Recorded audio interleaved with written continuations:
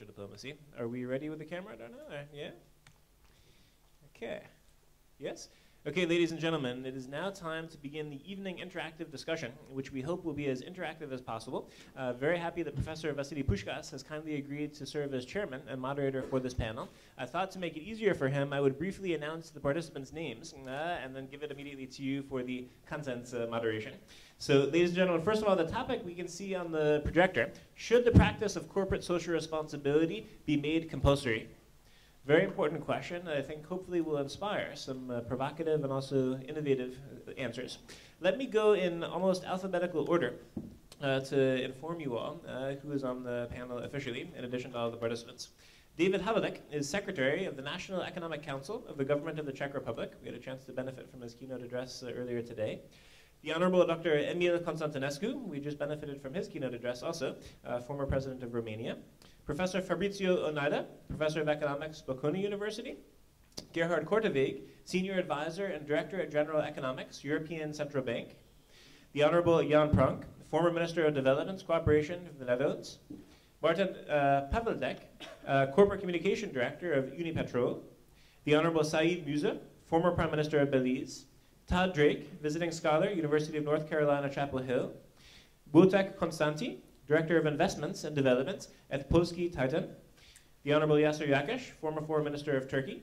And Solomon Pasi, the former Foreign Minister of Bulgaria.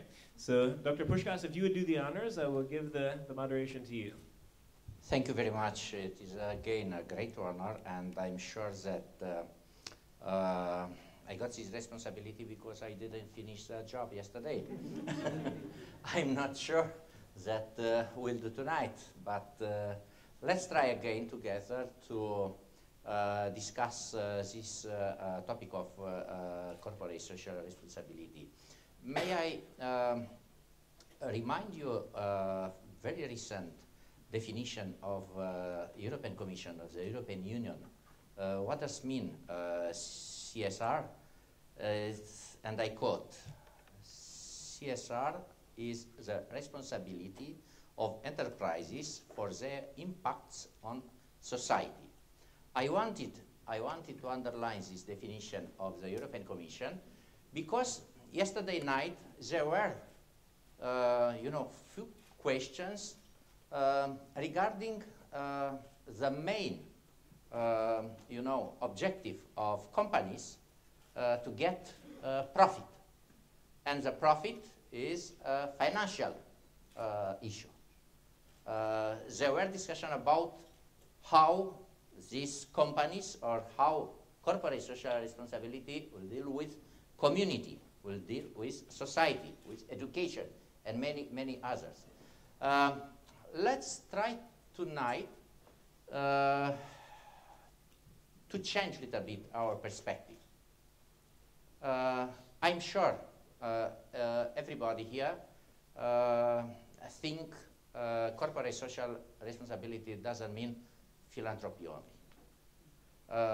What I suggest for tonight is to talk about economic rationale of corporate social responsibility. And I'll give you a few examples. Why companies are committed to corporate social responsibility? Because higher standards of living create new markets. And it is in the interest both of companies and, of leaders of the markets. Reducing carbon, save money. Treating employee well, increase productivity. And I can add many other of these, corporate social responsibility activities. Ladies and gentlemen, presentations were made by Mark, and my suggestion, my invitation is, first of all, for you to raise questions direct to our panelists. Why? Because their area, their field of expertise. They were presented today and yesterday their opinions, and perhaps we'll succeed tonight to speak about a new chapter, not, ending, a new chapter of corporate social responsibility, and I'm sure that in the coming months and coming years, we'll continue to do that. Thank you very much, and I invite you, the floor is yours for this question, to panelists. We very much need your help also to help with the gender balance of the panel. So in particular, if there's any ladies who would like to ask a question, ladies first. Positive discrimination. Exactly. So who would like to go first, please? Well, hello, my name is Danielle, and I'm from Finland, and I work here at the ICD. And I recently watched on TED Talks a very inspirational talk by Paddy Ashdown. What he described is happening at the moment, a global power shift, or as he also described, globalization of power. And I feel like this pertains to the topic because what he meant was power is shifting and I mean already has shifted more from the national stage more and more to the international stage, where power is more working in an unregulated space, not subject to the rule of law by any national governments. And one example used of actors that are involved in this are multinational companies, who now some have budgets that are bigger than some medium-sized countries. And so this got me thinking about the role of corporate social responsibility as, since power is more and more focused on an international level, and we are more and more interconnected than ever before, especially concerning the example of multinational companies, my personal observation is that corporate social responsibility will not only need to be compulsory, but in a way maybe be inevitable for companies to more and more bridge the gap between civil society and also the power that is focused in this unregulated space, as a way of maybe creating power that is more regulated through maybe corporate social responsibility. So I guess my question is, do you feel that it's also compulsory, but also maybe corporate social responsibility will become inevitable by multinational corporations in this new global era? Thank you. Thank you very much. Very good question, and I'm sure that Solomon can answer here, and Minister Yakis too, and President Constantinescu, of course, and President Musa. Thank you very much. You see that because Vasile is a neighbor, he's starting with Bulgaria.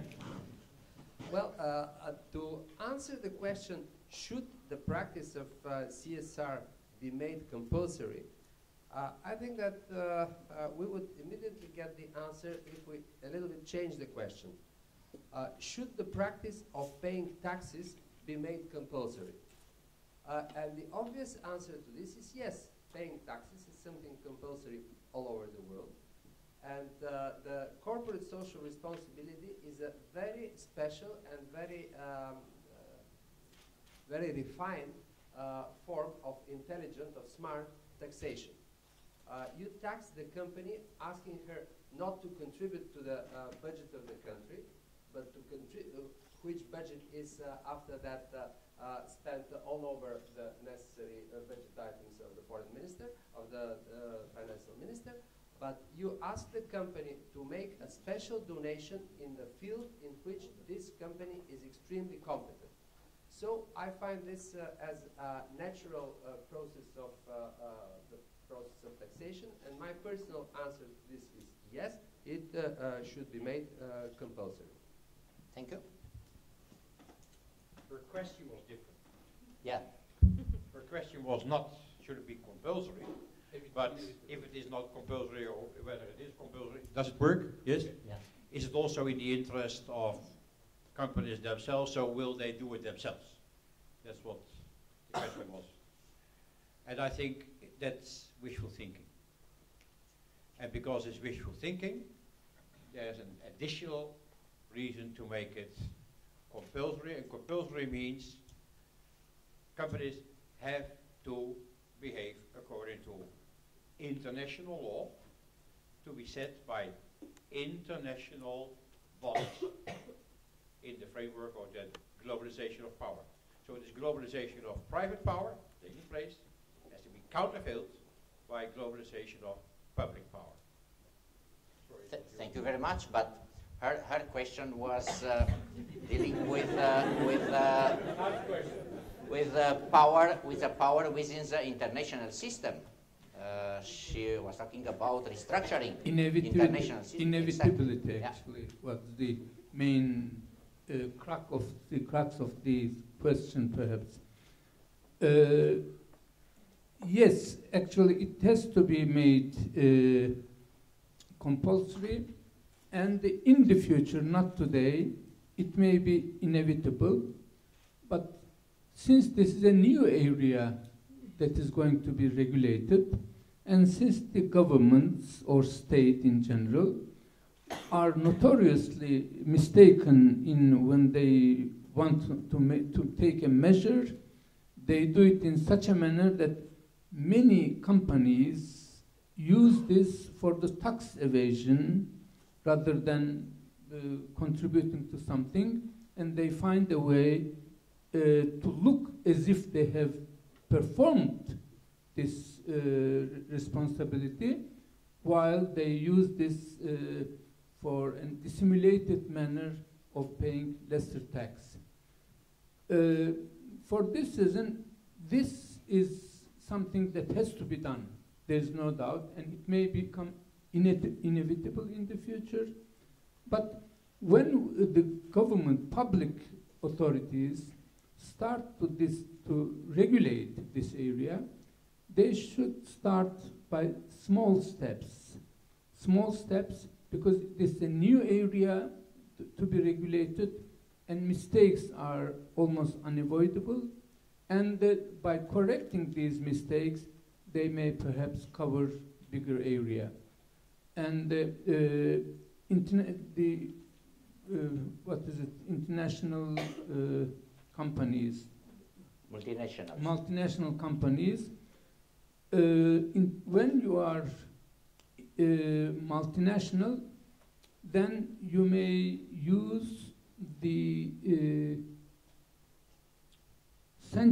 center, the headquarters of your company in such a country where this type of obligations are not as stringent as in certain other countries. For this reason, for the multinational companies, there is a great area where they can escape.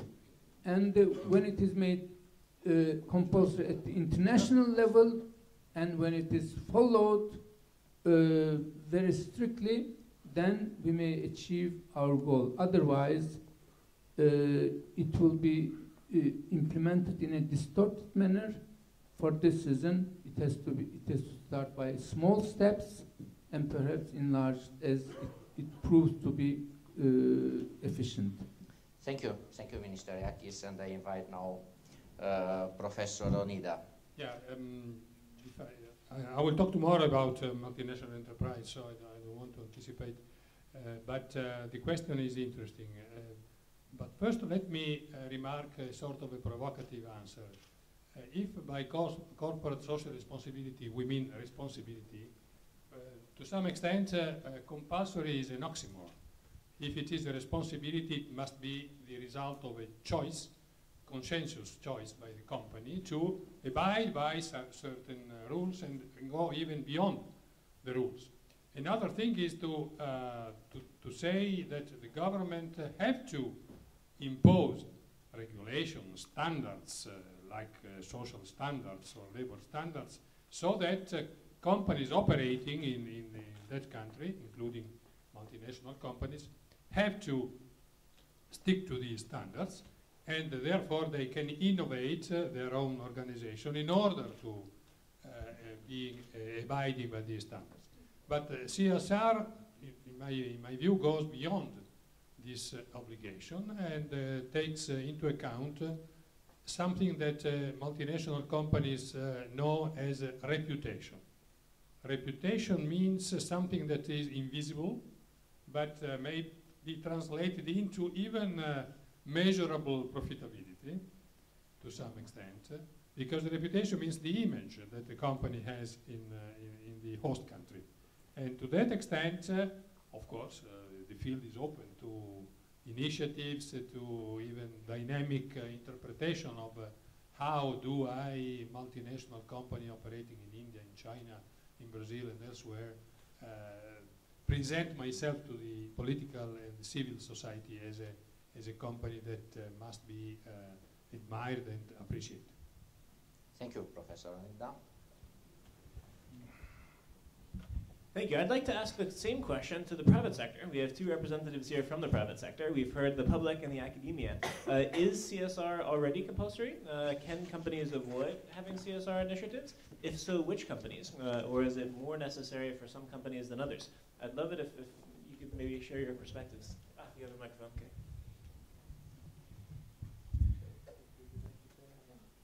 Okay. Well, It's your turn to take responsibility.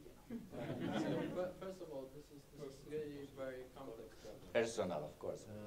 Because, well, being here a representative of the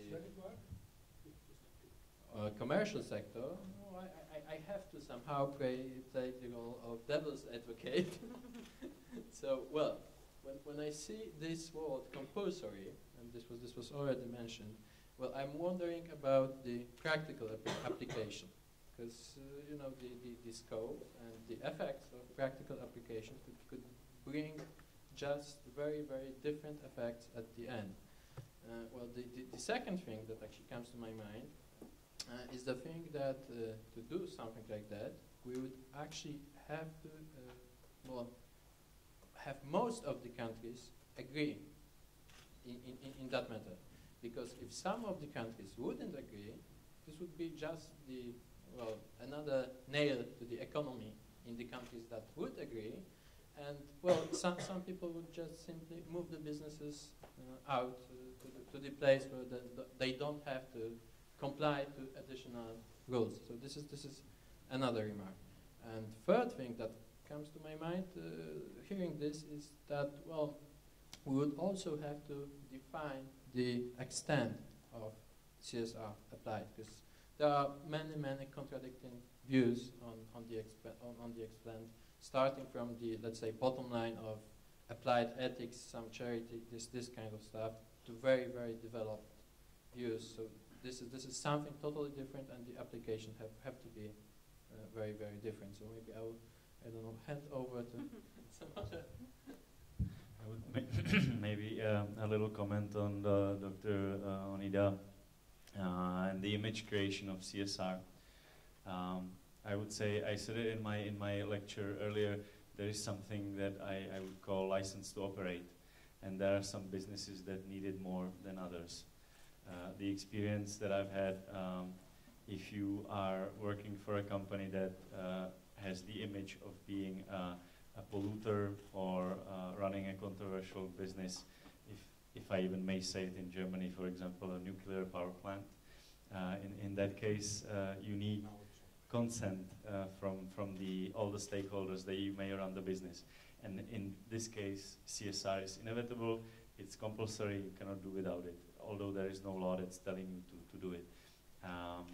On the other hand, I would say people expect that, and the image is with those that do a little bit of extra, meaning that they go beyond what is expected, and I feel that a law would take this opportunity from the PR people, because it would be perceived as another obligation, and us poor corporations would not get credit for it. So I'm kind of against making a legal framework for CSR, because it maybe takes away the opportunity for going beyond.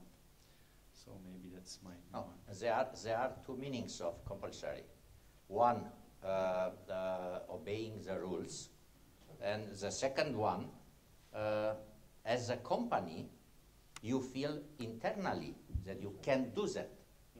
You know, from the point of view of, let's say, developing company and the market in the same time. My advice is to take in consideration these two you know, meanings of compulsory. Sorry. It's a very important point, and maybe just before you give up the microphone, I wanted to follow up on that. In the sense, the problem that I have the way this question is expressed, even though I was one of the ones who helped to design it, is that it is implying actually that CSR is a cost. So from the point of view of the company, is CSR a cost, or are there also examples where CSR can be a benefit, also economically? And I think here the problem with this question, it is implying, okay, it's a cost. You know, maybe it's good for society, but it costs the company. Do you know of examples where maybe CSR is also a benefit, also in the short term, economically, for the companies? And perhaps if those corporate cultural diplomacy strategies of the future could have a two-tiered approach, bringing short-term economic rewards to the company, as well as benefiting society, then maybe there wouldn't be a need to make it compulsory. Do you have any feedback on that, or is CSR always a cost, or can it also in the short term be a benefit?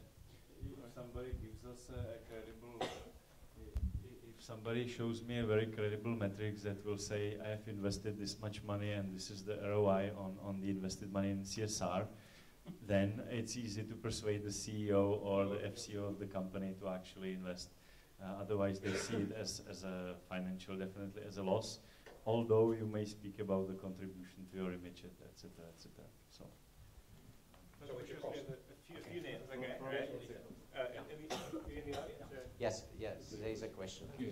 Good evening, ladies and gentlemen. I'm Michael Carrera. I'm from Skoda Auto, or Skoda Auto, if you wish. I'm the speaker of tomorrow, and I'll speak about corporate social responsibility as well. And it doesn't usually happen when I listen to educated politicians and people older than me that I disagree, but it completely happens in what I've heard from the main speakers. And not to go too far into my lecture of tomorrow, I would just say a few remarks saying that I would absolutely disagree with CSR being compulsory. Absolutely, full stop. Why? Because compulsory means there's some regulation. Regulation means someone has to master the topic in order to be able to regulate. Public administration is not mastering the topic. So how can I regulate if I don't know exactly what I'm talking about? The NGOs, people, citizens, companies, they do master the topic. So regulation, you know, if there's some self-regulation, some process like that, yes, but government or international regulation, no. What happens if it's mandatory? Look at the Global Reporting Initiative. You get some standards for publicly listed companies, and what it means that the publicly listed companies only fulfill the obligations that are listed. It just kills creativity. You do nothing more. An example would be volunteering. You all have been volunteers once in your life. Do you think that volunteering should be regulated? That it should be compulsory? No. Because if it's mandatory, if it's compulsory, you have to define what is volunteering, who does it, why does it, you know, and there's too many question marks that you cannot fulfill. And when you regulate it, then you again lose the creativity. And speaking about the cost or the benefit, what you will see tomorrow in my intervention is in Skoda Auto, in the automotive company, we try to follow the creating shared values concept. So when we see there's a problem, for instance, with technical education in Europe, we see it twofold.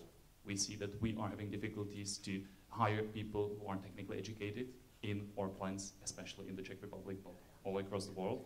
And at the same time, the whole Europe has the same problem, or the whole Republic. So we invest in technical schools, we have a lot of programs that we support, and only a small percentage comes back to our company in the educated employees, but the rest is just creating shared value. It's good for the whole economy that we do invest in that.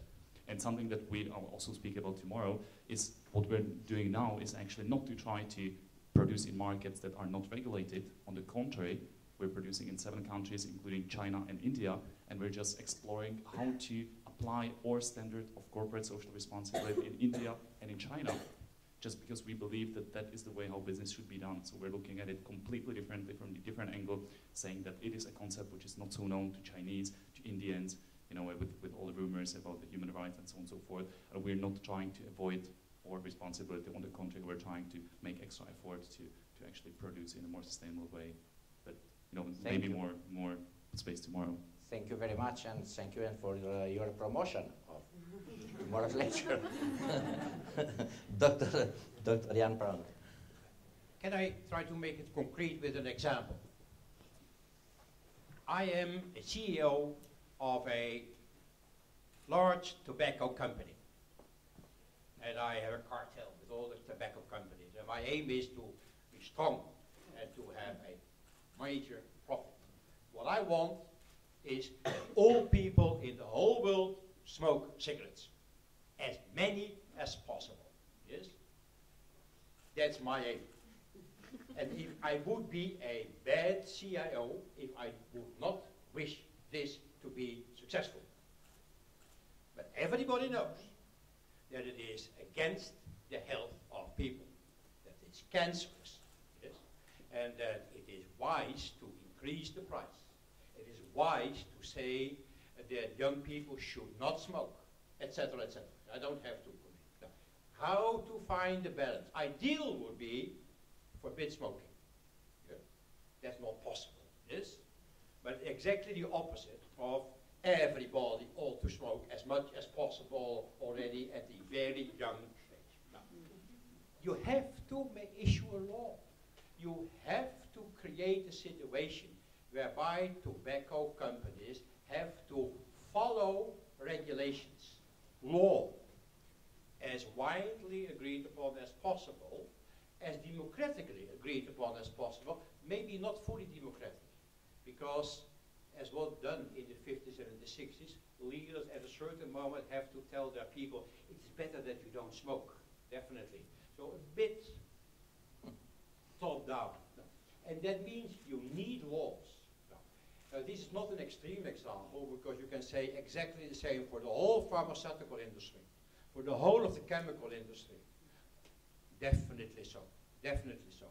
Because if you would, for instance, accept the behavior of the whole chemical industry, they wouldn't care much for the consequences of the health of new products. They would issue all new products on the market without due experimentation. You get a fight. And we have had all those fights, in particular in the European Union. And it did result in some laws. And then it is in the interest of the companies, because then they know we have to live up to the laws and there is a level playing field. But without that level playing field, and without those regulations, it would be a jungle. Thank you. Yeah. Are you a heavy smoker? I'm a smoking alive.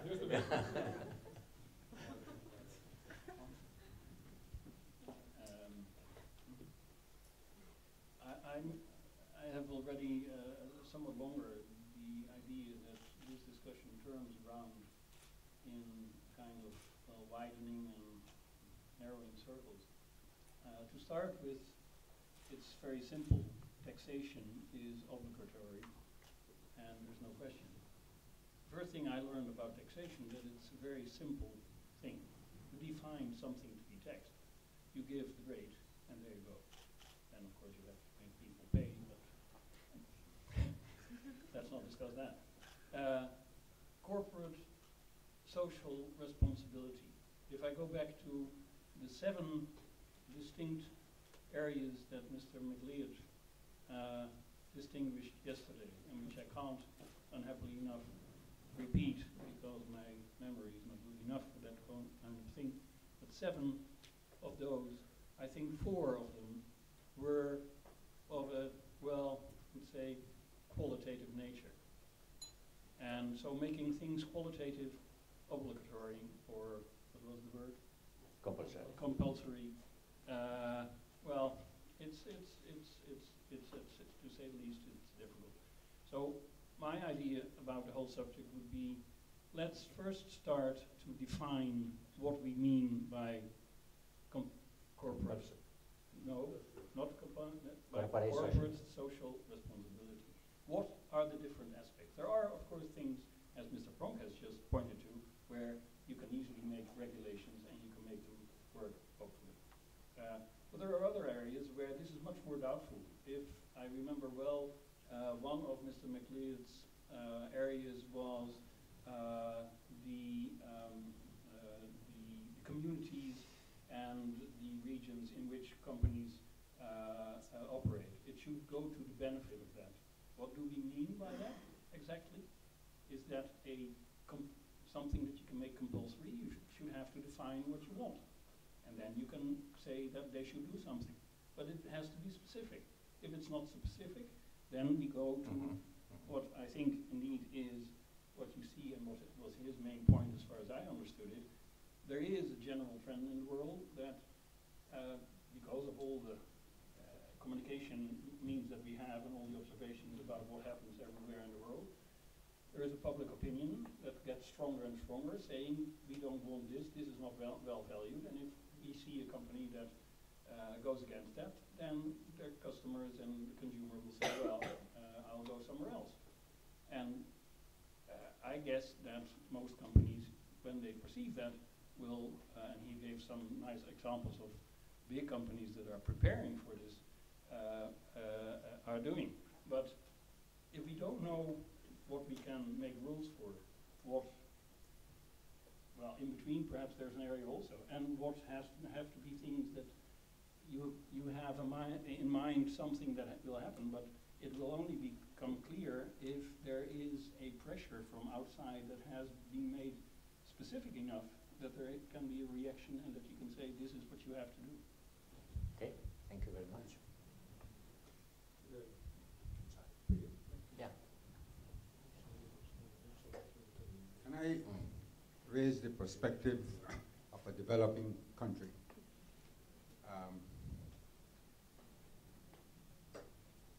Every developing country, as far as I'm aware, needs direct foreign investment. FDI, we all need it. With our nationalistic feelings, we might feel we don't really need it, but in truth and in fact, we all need it to develop, to grow, and to have sustainable and equitable growth. What's the problem with a country like Belize now in imposing, that's what it will be, imposing corporate social responsibility? Now, I can understand that for health and safety, every country should have those regulations in place to protect its citizens and its people. Similarly with the environment. But here again, there has to be a balance. Because to take the issue of, before I come to the environment, take the issue of taxation. Ideally, every company should pay its taxes. But in our country, if we don't give tax incentives, duty-free exemptions, tax incentives, there is a race to the bottom going on in the developing world to attract companies to invest in our countries. So, and if we don't give those advantages, those incentives, we'll not get the company. We don't get the company, we don't get the investment, so we don't get the jobs. And then we're back to square one. That is a factor I don't think we should ignore. Now, in the case of the developed world, I can understand that you want to find a balance that, A, to protect the people, the consumer, but B, also, let's take the environment.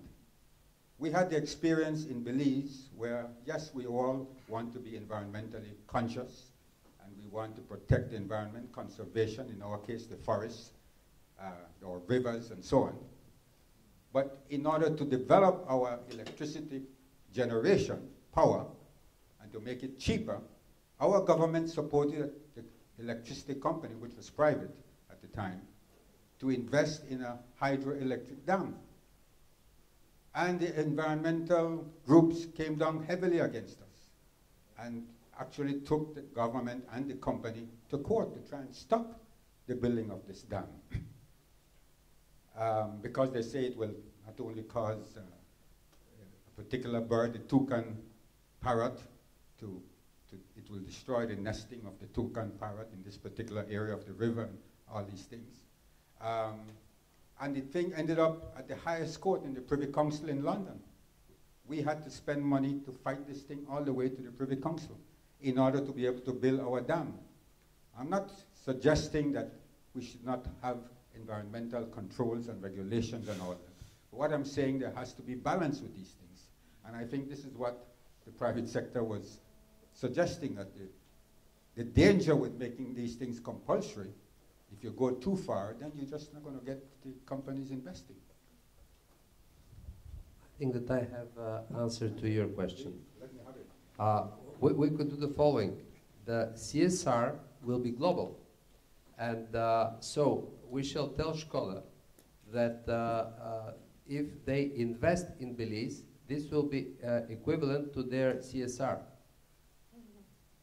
here in the European Union. So you will have it, your problem solved. They will offer their... yes, of course. Yes, of course. Because Belize is really an exception. Thank you. Thank you very much. May I remind you the definition of CSR? I quote, the responsibility of enterprises for their impacts on society. Is such definition workable for corporations, for societies, for states, for governments? And we can, after that, redefine it.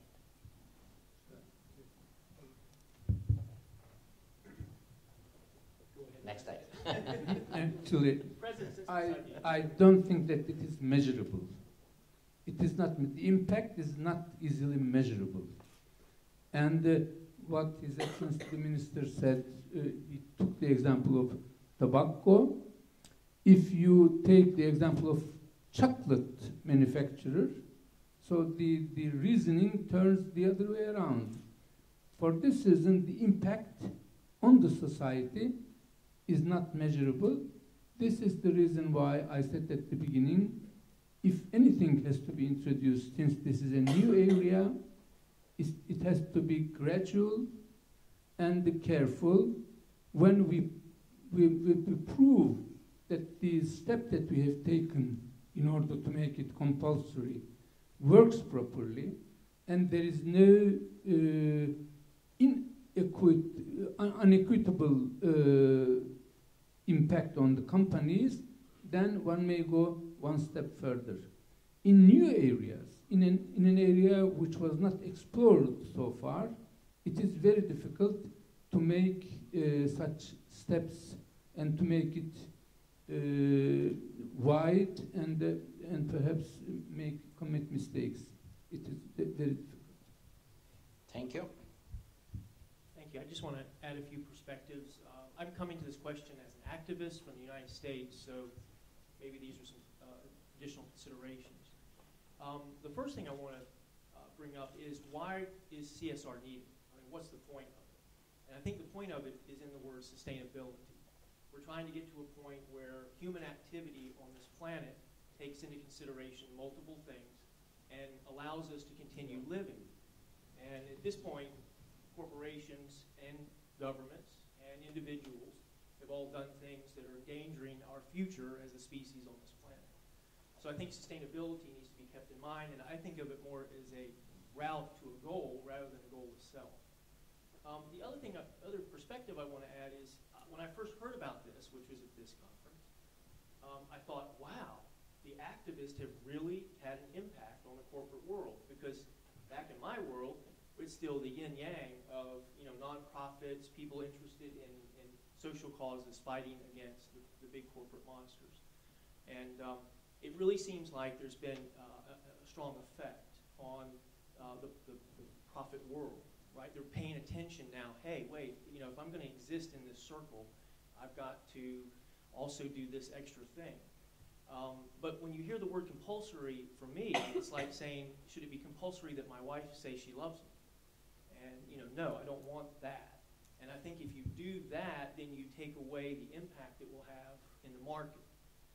Like we said before, that people won't stop paying attention because it's just it's a empty action. The other thing I want to add is just thinking about this, because right now there's a culture war in America, and I don't know if there's a culture war here in Europe. I don't know if you guys are solidly all progressives or what, but we're not in the U.S. And the corporations in the United States are being pressured from all kinds of directions. I'll give you an example. Lowe's, a home improvement store, recently had to drop its support of advertising for a Muslim in America show. And this was done by the community. The Christian conservative community said they were going to boycott Lowe's, and Lowe's paid attention and pulled their advertisement. 6 months later, the show's gone off the air. And so an opportunity for diversity has been lost in our culture. And so the question I want to raise is, you know, who decides what aspect? Are you ready for Sharia sensitive corporations in Europe? I mean, is that in your thought patterns right now? So I would just add that kind of as a devil's advocate topic. May I answer this? And also, because you said twice, we have to be slow, careful.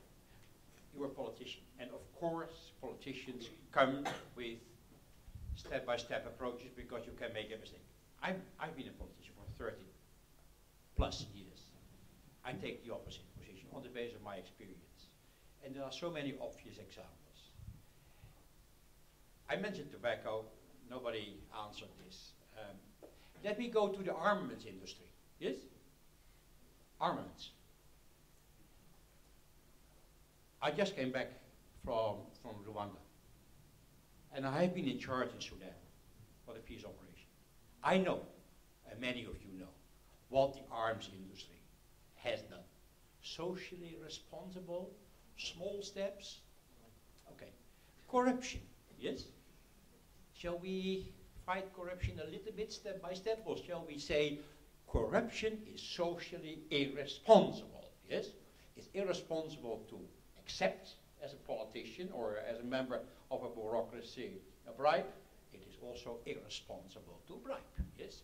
Forbid it. Or it's good for all companies, because if it is everywhere being forbidden, you have again a level playing field. All those huge plantations which are depriving future generations of our forests, yes? Big jump. No, there are many more examples. There are so many obvious examples that we should be very clear and not have this being diffused by generalities. Start with the obvious. Take a bold step, but then, of course, worldwide. Thank you.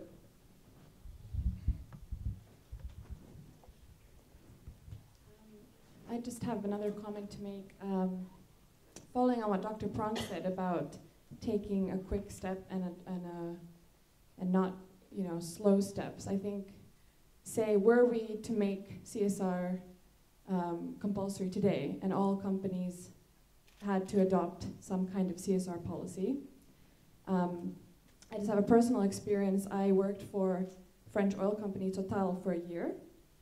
And I remember speaking to one of their CSR representatives who was telling me about a case of where Jane Birkin had written an angry letter to the CEO of Total saying that the CSR efforts and what Total is doing in Myanmar, sorry, is not good enough.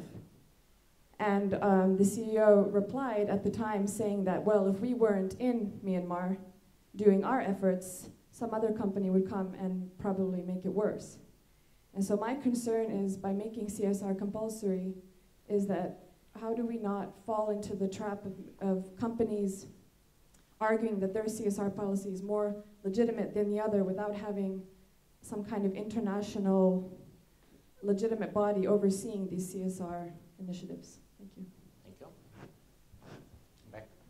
So, question over there. Yeah, hi, my name is Vivian. And as I mentioned yesterday, I come from a legal perspective. And I just wanted to say, because one of the arguments, I just want to raise one issue. One of the